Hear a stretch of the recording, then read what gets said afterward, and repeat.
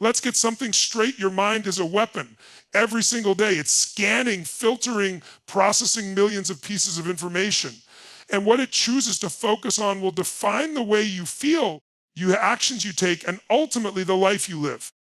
Most people don't realize that they're not unhappy because of their situation. They're unhappy because of what they're focusing on in that situation. Imagine two people stuck in traffic. Same highway, same delay, same heat, same noise. One person is gripping the wheel, yelling at the car in front of them, mind racing with thoughts like, I'm going to be late. I always get stuck. Why is this happening to me? Their focus is on the problem, the pain, the delay. The second person, they lean back, take a deep breath, turn up a podcast, and say, all right, bonus learning time. Let's go. Their focus is completely different. Nothing changed in the environment. Same red lights, same backup, but their inner experience couldn't be more opposite. That's because emotion follows focus. If you focus on everything that's going wrong, you'll feel defeated. If you focus on what's within your control, on what's good, what's working, you'll feel empowered. The quality of your life isn't determined by your circumstances. It's determined by what you choose to focus on in those circumstances. Now, here's the reality. Your brain has been wired for survival, not happiness. It's scanning for threats. It's looking for what's wrong. And if you let it run on autopilot, guess what it will find all day long? Everything that could go wrong, every risk, every flaw, every criticism. But if you interrupt that pattern and consciously choose your focus, you start to rewire your internal GPS. You stop letting fear drive and you start choosing direction. The fastest way to shift your focus is through gratitude. Not the fluffy kind you scroll past on social media. The real kind. The kind that says, yeah, I've got problems. But right now, in this moment, what's good? When you train your mind to search for what's working, even in chaos, you immediately take back control. And this isn't just about positive thinking. It's about mental discipline. A focused mind is a powerful mind. Let me be clear, controlling your focus doesn't mean ignoring reality. It means choosing what part of that reality you give your energy to. You lost a job. Okay, what can you learn from it? What opportunity is now open because of it? Someone betrayed your trust. Painful, yes. But are you going to focus on the betrayal forever or on how you're going to rebuild stronger boundaries, stronger standards, and a stronger version of you? You decide where your attention goes. And wherever it goes, your emotions follow. Your focus creates your filters. You ever buy a red car and suddenly you start seeing red cars everywhere? That's called your reticular activating system. It's a part of your brain that filters the world based on what you decide is important. If you keep saying, I'm always tired, nothing works out for me, people always let me down, you're literally programming your brain to find more of that. But start saying, there's always a way. I'm getting stronger. Something good is coming. And your brain will start filtering the world to prove those beliefs right. It's not magic. It's wiring. Your nervous system responds to focus like a dog responds to a whistle. Train it right, and it'll come running with resources, solutions, ideas, and emotional strength. Train it wrong, and it'll drag you into anxiety, overthinking, and emotional paralysis. The world is full of distractions. Social media, news cycles, opinions, judgments. It's like walking through a minefield of mental chaos. If you don't own your focus, the world will own it for you. You've got to get intentional. You've got to take back control from the outside noise and bring it back to what you decide matters. Because focus is not a gift, it's a skill. And like any skill, it gets better with repetition. The moment you decide that your mind works for you, not the other way around, that's the moment you start reclaiming your happiness from any situation, no matter how dark it gets. Focus isn't just about what you look at. It's about what you see. Your mind can be your greatest ally or your worst enemy. But here's something most people don't realize. Before your mind shifts, your body has to. Emotion is created by motion. You can't think your way out of a negative spiral if your body is still slumped, your breathing is shallow, your shoulders are down, and your face is stuck in defeat. That's not metaphor. It's neurophysiology. Your physical state directly influences your emotional state. If you want to change your story, you have to start by changing your state. Let's break it down. Right now, imagine someone who's depressed. Don't even think about their thoughts. Look at their body. You already know what it looks like. Shoulders slouched, eyes down, breathing slow, tone flat. Now imagine someone who's confident. That posture changes instantly. Shoulders back, chest open, breathing deeper, eyes up. You don't even need to hear them speak to know they're feeling powerful. The shift is visible because the body leads the mind. That's how tightly connected your state and story are.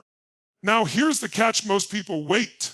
They wait to feel good before they move differently, wait for a win before they celebrate, they wait for motivation before they act. But that's backward. The fastest way to feel good is to act you already do. Move like someone who's got momentum.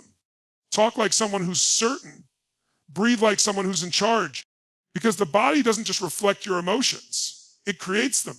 This isn't about faking confidence. It's about triggering it. When you stand up tall, speak with strength, and move with purpose, you're sending signals to your brain that say, I'm in control. Your body becomes the message and your brain listens. Think about it. Have you ever gone for a run or hit the gym when you were angry or anxious? That shift in your physical state changed everything. It didn't solve the problem, but suddenly your perspective changed. You got clarity, you felt stronger. That's not coincidence, it's science. You can't access a powerful mindset in a disempowered body. Try making a bold decision while you're slouched over and sighing. It doesn't work. But change your breathing, lift your energy, take up space physically. And suddenly new thoughts start showing up. That's because different states give you access to different stories. When you're in a defeated state, the story in your head is about limitations, blame, fear. But when your state is strong, the story shifts to one of ownership, resourcefulness, and resilience. This is why rituals matter. Winners don't just show up, they prime themselves to show up strong. They have habits that trigger peak states. It could be music, movement, power, breathing, shouting affirmations, cold showers, jumping jacks, visualizations. Whatever it takes to get their body lit up and their nervous system activated. Because once you master your state, you stop relying on circumstances to give you confidence. You generate it, you create it on demand. Let's be clear, this doesn't mean you won't ever feel low or stuck. It means you'll know exactly what to do when that happens. Instead of sitting in it and letting the story take over, you interrupt the pattern. You get up, move differently, breathe differently, speak differently. And you give your mind new material to work with. You give yourself access to a better story. Because once your state changes, your focus changes. Your beliefs shift. And suddenly what felt impossible starts to feel like a challenge worth rising to. This is about training your nervous system to respond, not react. To lead, not follow. Because most people are trapped by their mental stories. Stories of lack, fear, failure. But those stories were written in moments of low state. And if you stay in that low state, the story never changes. It just loops. You want a new chapter. Start with a new posture, a new breath, a new movement. Because the state you live in becomes the story you believe. And once you change your state, your story has no choice but to follow your mind is not always your friend. In fact, sometimes it's the most dangerous place you can be, especially when you leave it unguarded. Most people wake up and don't even realize that they're already under attack. Not by the world, not by other people, but by their own thoughts. These silent, sneaky, automatic negative thoughts, what we call ants, crawl into your mind without warning and start whispering lies. They say you're not good enough. They say nothing will ever change. They say this is just the way life is. And if you don't recognize them for what they are, they start to become your truth. Here's the thing, your thoughts are not facts. Just because you think something doesn't make it real. But most people never stop to challenge the thought. They just believe it. That one sentence, I always mess things up, repeats enough times and suddenly becomes an identity. It's no longer, I messed up once, I am a screw up. And now, that single automatic thought has become a story, and that story shapes every decision, every reaction, every emotional state. The problem is these thoughts don't knock on the door politely. They slip in. They operate below your awareness. They sound like you, they feel familiar, and they're fast. That's why they're so dangerous, because you don't question them. They just run on repeat, quietly influencing your mood, your confidence, your energy, and your beliefs. You start saying, that's just the way I am, without realizing that who you are has been shaped by a swarm of unchallenged, invisible mental habits. If you want to be happy in any situation, You have to become a warrior of the mind. You have to hunt these antis down and eliminate them with precision. First, you've got to catch them in real time. That means building the awareness to stop and say, wait, what did I just tell myself? Most people are unhappy not because of their situation, but because of the commentary running through their head about that situation. The moment you bring awareness to thought, you take away its power. You expose it. And when you expose it, you can challenge it. You wouldn't let someone walk into your home and insult you repeatedly. Yet many people allow their own minds to do exactly that, day after day. You wouldn't take abuse from a stranger, but you take it from yourself because it feels normal. That has to stop. You've got to set a new standard for what kind of thoughts are alive in your head. Every time a thought pops in like, I can't handle this, you ask, is that true? Where's the proof? Because in most cases, you can handle it. You've handled worse. You're still here. You're still breathing.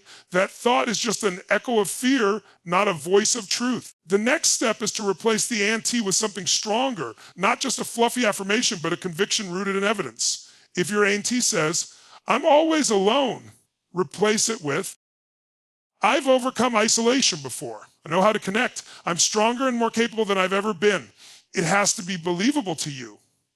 It has to hit back harder than the original lie. You're not just repeating words. You're programming a new response, a new identity, a new belief. The truth is, your mental diet is just as important as your physical diet. You can't eat garbage all day and expect to feel amazing. Same goes for your thoughts. If you allow negativity to run rampant in your mind, your emotional state will reflect it. You'll feel exhausted, stressed, anxious, hopeless, because you've been feeding yourself poison. Killing the antsy is how you clean up the mental environment. It's how you create a space where positive emotion, gratitude, clarity, and resilience can actually thrive. And don't think for a second that you can kill them once and be done. This isn't a one-time battle. It's daily. Because antis regenerate. They come back. They mutate. They disguise themselves in new ways. That's why awareness has to become a habit. You've got to stay alert. You've got to become the gatekeeper of your mind. And every time one of those thoughts creeps in, you don't argue with it, negotiate, or tolerate it. You kill it on the spot if you want to change your life. You don't start with your goals, you start with your beliefs. Because your beliefs are the invisible scripts running the entire show. They shape what you think is possible, how you interpret failure, how much happiness you think you deserve, and even how long you hold on to pain. Most people try to fix their behavior. They try to think more positively. They try to force discipline. But none of it sticks if the core beliefs remain the same. Behavior is surface level. Belief is the root. What you believe about yourself, about life, about other people. That's the foundation everything else is built on. And the dangerous thing is, most of these beliefs were not consciously chosen. You didn't sit down one day and say, I'm going to believe I'm not enough, or I'm going to believe that success is only for other people, or I'll be happy when everything is perfect. No, you absorbed those beliefs. You picked them up from your environment, from pain, from repetition, from other people who didn't know any better themselves.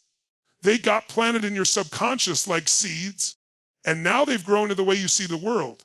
But here's the truth. Just because you believe something doesn't make it true.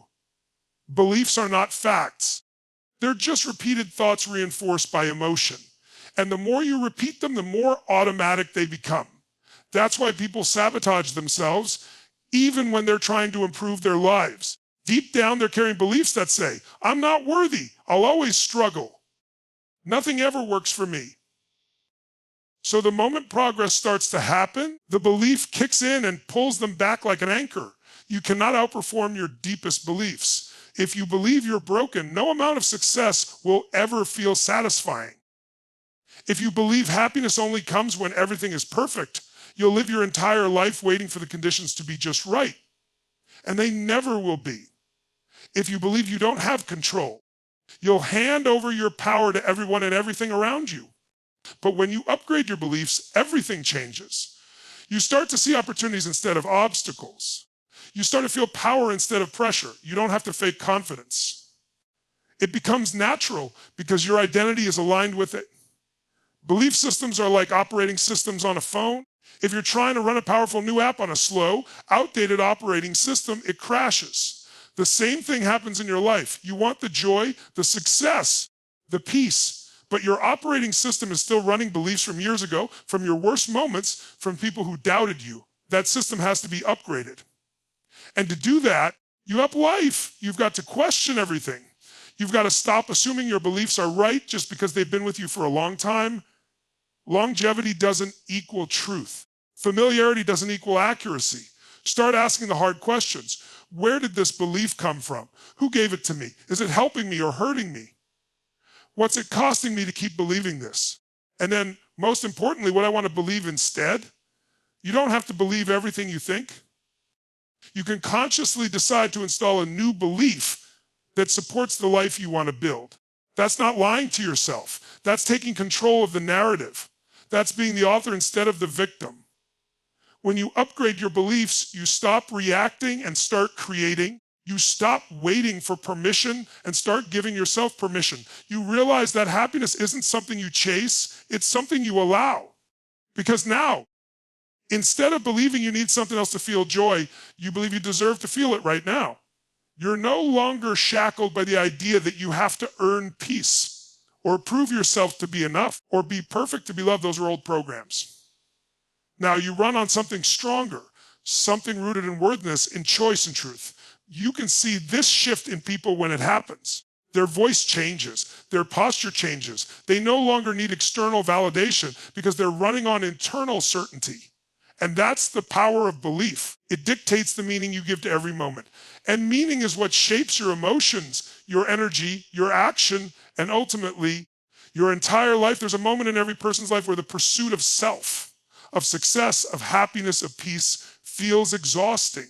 You chase the perfect mindset, the perfect career, the perfect relationship, trying to fill the void. You achieve something and it feels good for a moment. Then it fades. The cycle begins again. More goals, more improvement, more fixing yourself. And still, something's missing. That's not failure. That's not feedback. It's your soul telling you that the next level of happiness isn't about what you get. It's about what you give. You can only take your personal happiness so far when the focus is entirely on you. Because fulfillment isn't found in accumulation. It's found in contribution. When life becomes only about you, your stress, your emotions, you shrink. You start measuring everything in terms of personal gain. You obsess over your flaws. You compare yourself to everyone. And before you know it, your world gets smaller. But the moment you step outside of that narrow focus and start to serve something greater than yourself, your world expands. Your energy multiplies. Your problems stop feeling like anchors and start becoming fuel. Human beings are wired for connection. We're built to serve, to lift, to contribute. But society trains us to focus inward. Hustle culture, self-image, personal branding, constant self-optimization.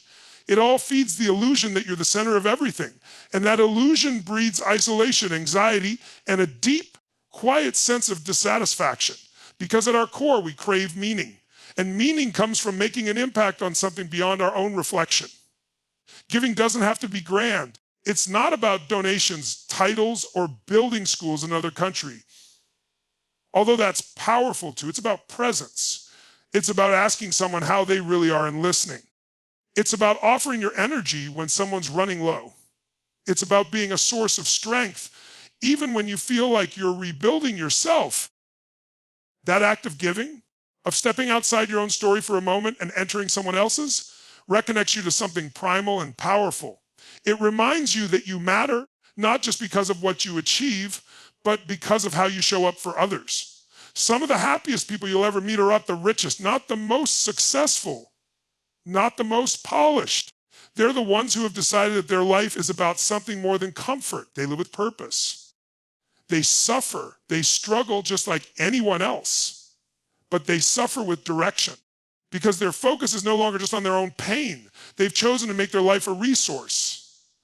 And that choice becomes a wellspring of energy, joy, and resilience that people who only focus inward never get to feel. When you give beyond yourself, you stop identifying with your limitations. You no longer define yourself by your problems. Instead, you start to see yourself as a vessel for strength, for healing, for leadership. That shift changes everything. You stop waiting for your life to be perfect before you serve.